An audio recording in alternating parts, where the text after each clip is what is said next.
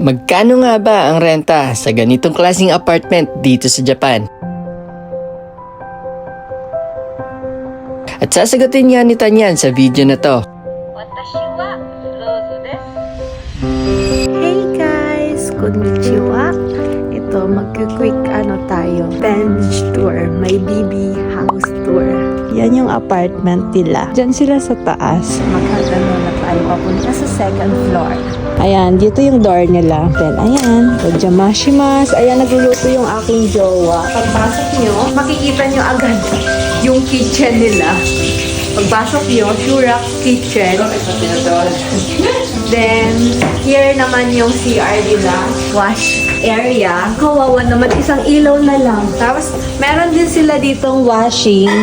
Ayan, dito yung CR nila. The Japanese CR. And dito yung shower area din nila. Yung shower area nila. And, yan. Yan yung pogi kong mabibi na nagkukook ng breakfast. And may dalawang kwarto dito. Titingnan muna natin yung room niya. Yan, yun yung sa manyo. Yan, pagpasok natin, isara natin yung pinto at mapapagalitan tayo kasi nagluluto siya. Makikita nyo naman, ito yung room niya. Ta-da! Meron din siyang heater, aircon, may bed din, and may cabinet siya, and meron din siyang, wow, may gaming chair siya, oh.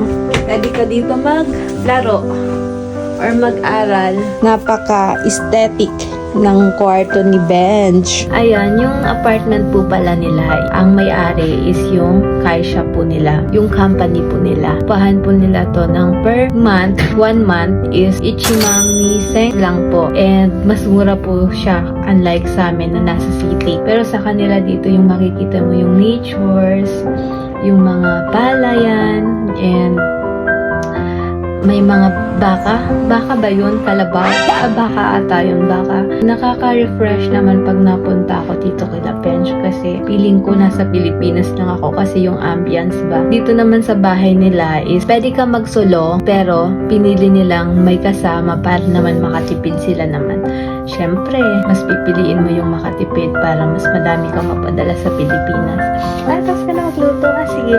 Siya, tapos na siya magluto. Kakain na kami at nagugutom na. Binigyan niya pala ako ng flowers kagabi.